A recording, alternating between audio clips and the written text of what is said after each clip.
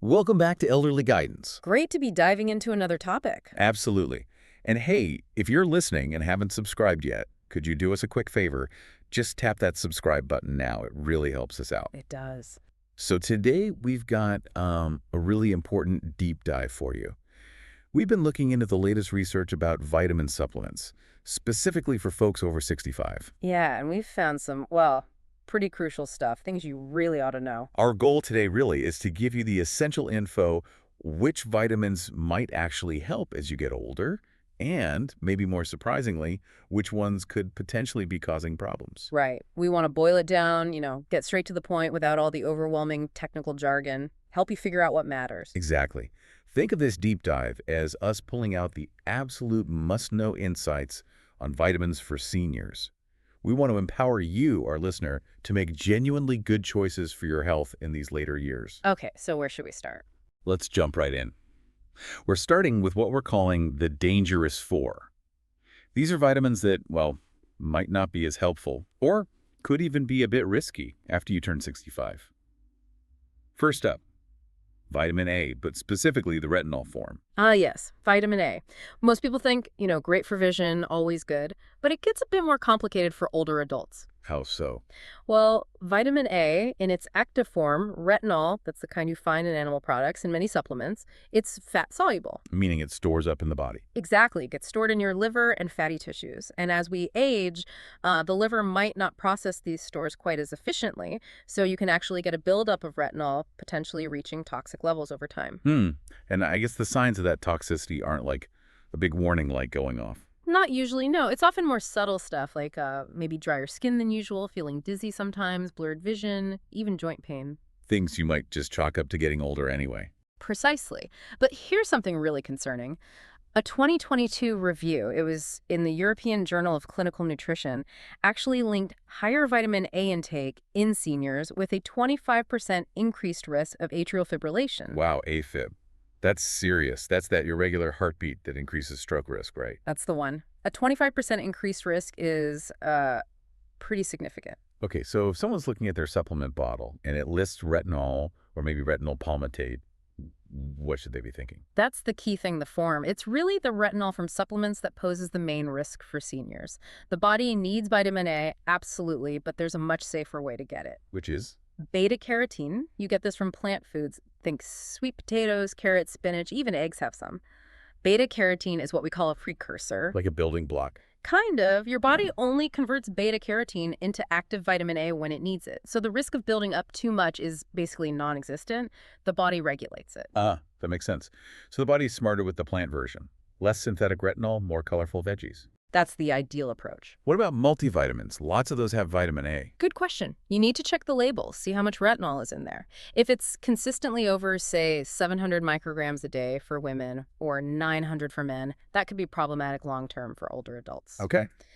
The main takeaway here, really try to get your vitamin A from food, not high-dose retinol supplements. Got it. Ditch the synthetic retinol focus. Mm. Okay, number 2 on the dangerous four list. Iron, specifically as a supplement. We always hear iron equals energy, fights anemia. What's the downside after 65? Well, it's interesting because our iron needs actually change quite a bit as we get older. Younger people lose iron through various natural ways, but those losses tend to decrease significantly after 65. So unless you have a specific reason, like diagnosed anemia or blood loss. Exactly. Unless there's a specific medical reason, taking extra iron means it can start to accumulate. And it tends to build up in places like the liver, the heart, even the pancreas. And that buildup isn't harmless storage, is it? It causes problems. Oh, definitely. Excess iron is a major contributor to oxidative stress. Think of it like internal rusting. It damages cells, causes inflammation. Not good. Not good at all. It also increases something called lipid peroxides, which are nasty compounds linked to things like Alzheimer's, cancer, heart disease. Taking extra iron when you don't need it, it's almost like pouring fuel on the sort of low-grade inflammatory fire that can sometimes come with aging. So for the average senior, without a diagnosed deficiency, adding an iron pill is probably unnecessary, possibly even harmful. That's the core message, yes. Most older adults get plenty of iron from their diet. Meats, beans, leafy greens, fortified cereals. Adding a supplement on top can easily push you into overload territory. And the symptoms of overload might be missed. Very easily. Things like joint pain, fatigue, maybe some memory fogginess, heart palpitations. Again, easily mistaken for just aging. So how would someone know if their iron is too high? You can't really feel it directly. Right. That's where talking to your doctor comes in.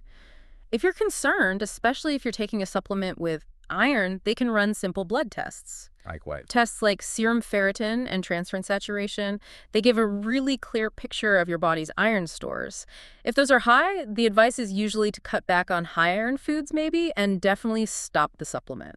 So, a safe bet for multivitamins. Look for one specifically labeled iron-free or for seniors, which often omit iron. Okay, clear takeaway on iron. Let's move to number 3. Calcium, specifically as a standalone supplement. This one's tricky because we're constantly told calcium equals strong bones.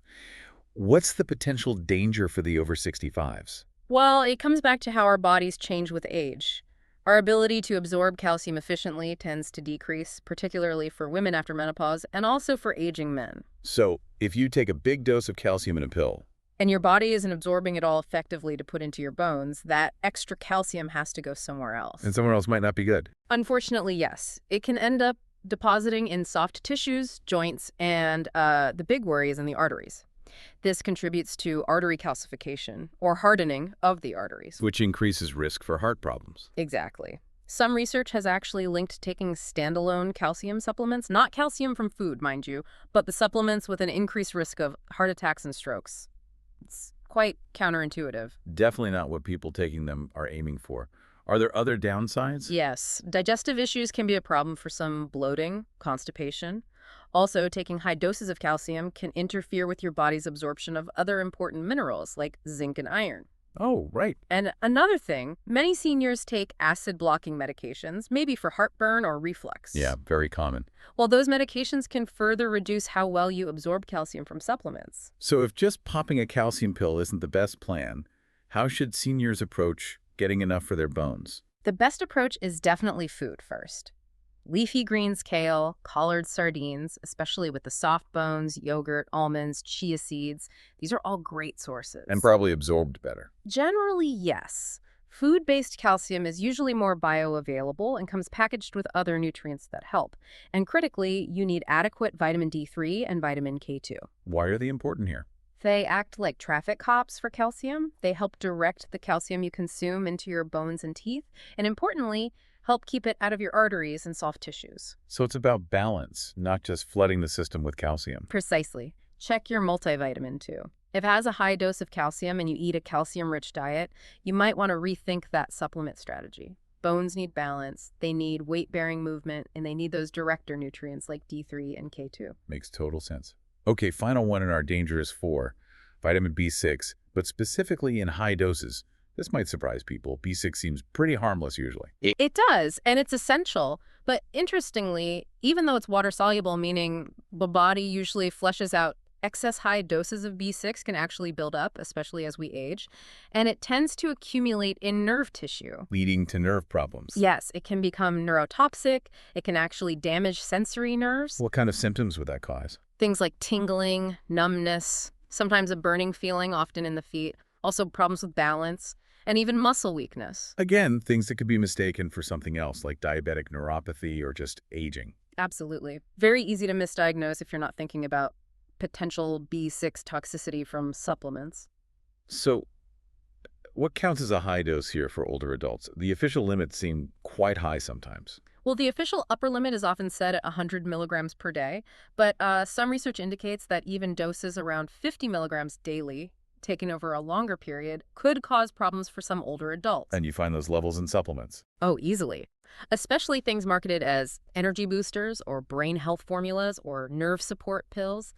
They can pack in really high amounts, sometimes well over 100 milligrams in a single dose. Add that to what might be in your multi and fortified foods. And you could get into trouble without realizing it. Exactly.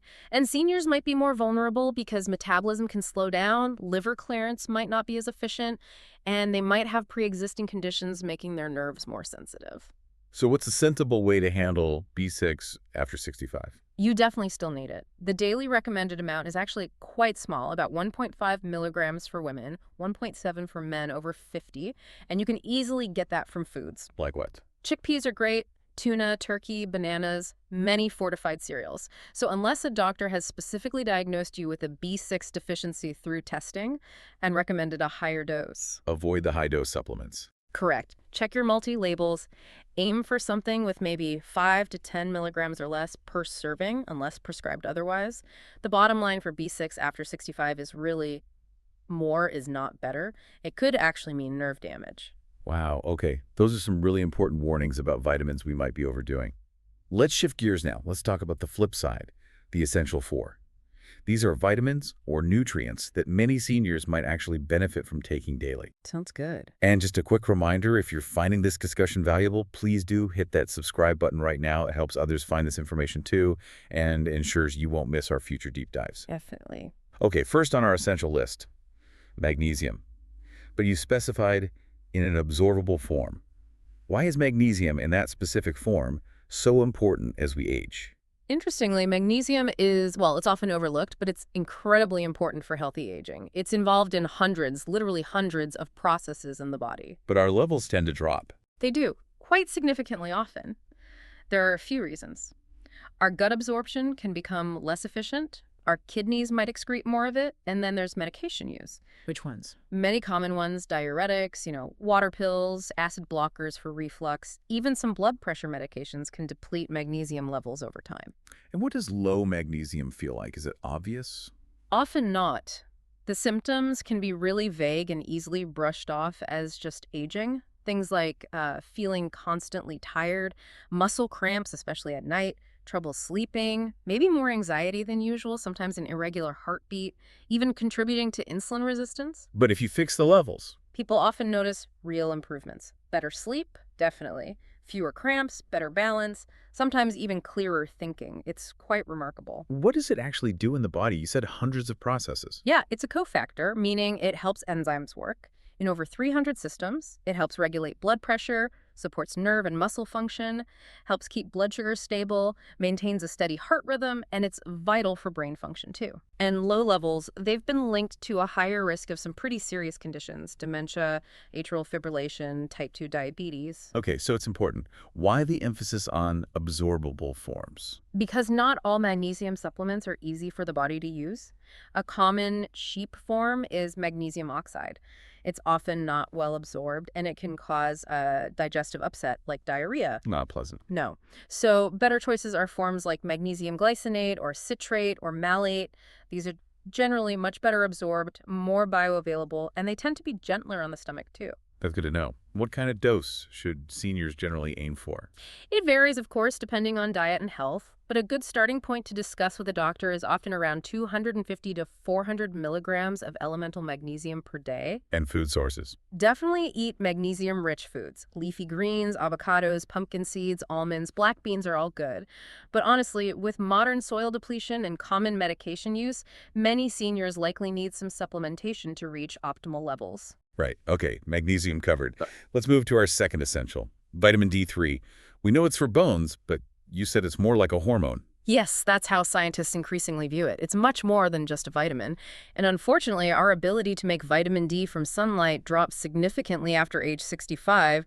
Our skin just doesn't convert it as well. Plus, we spend more time indoors, use sunscreen. Exactly. All those factors contribute. Living in northern latitudes, especially in winter, makes it even harder. And the consequences of low D3 are pretty wide-ranging. They are. Beyond the well-known bone thinning and fracture risk, low levels are linked to fatigue, muscle weakness, poor immune function, so you might get sick more often. You mentioned a study earlier linking it to infections. Yes, that 2020 review in the BMJ was striking. Seniors deficient in vitamin D had a 50% higher risk of respiratory infections and, really concerningly, a 30% higher risk of death from all causes compared to those with sufficient levels. That's huge. How does it help the immune system?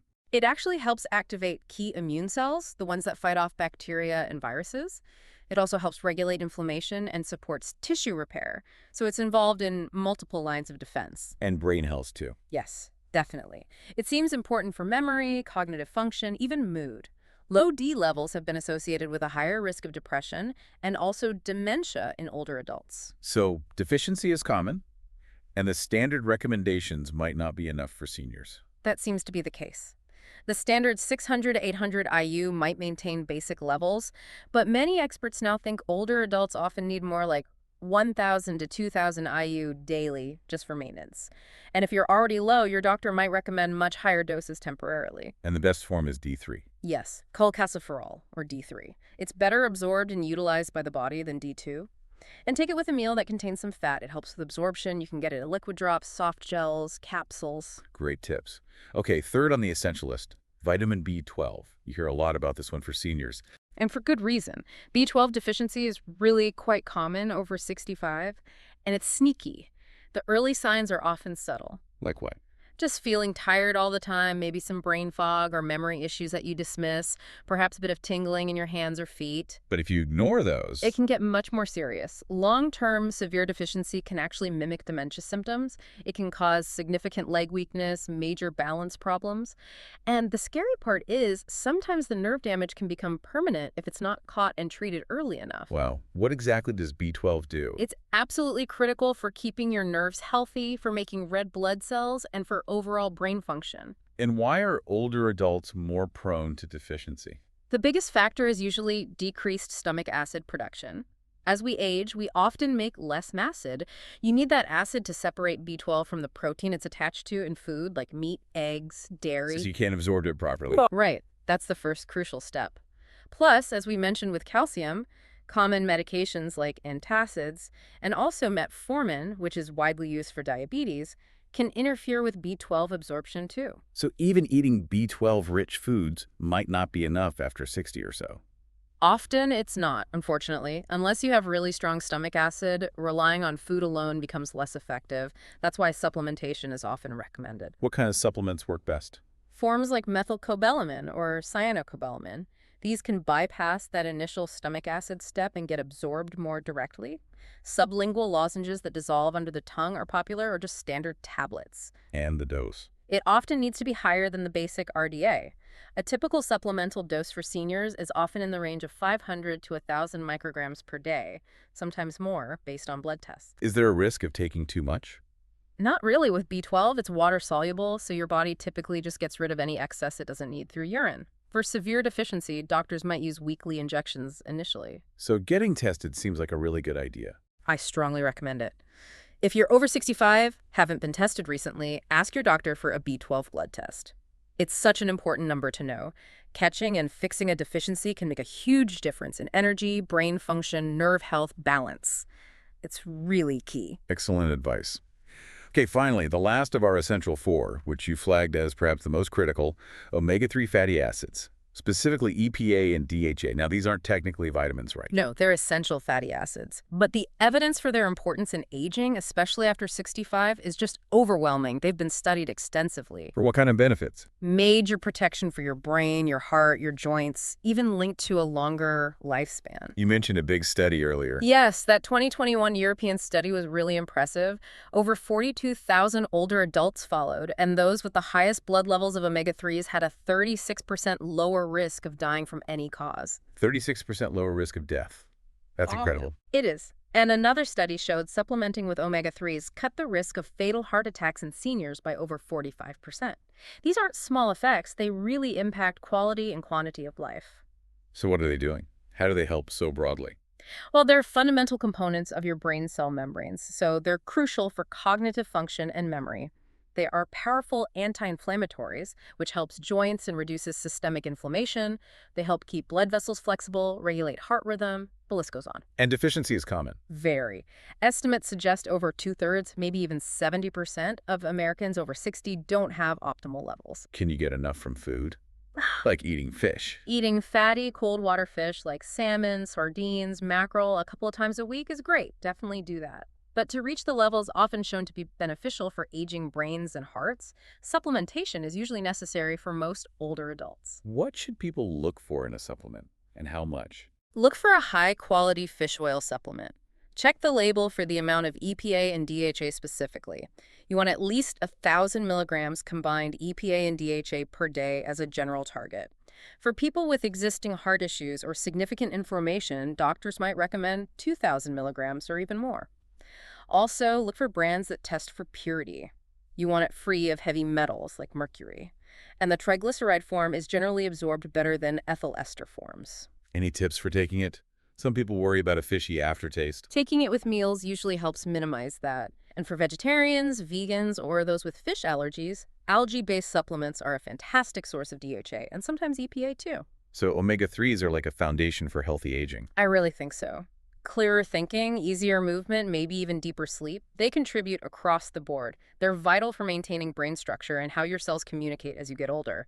I often call them a kind of nutritional insurance policy for staying sharp, steady, and strong. That's a fantastic way to put it.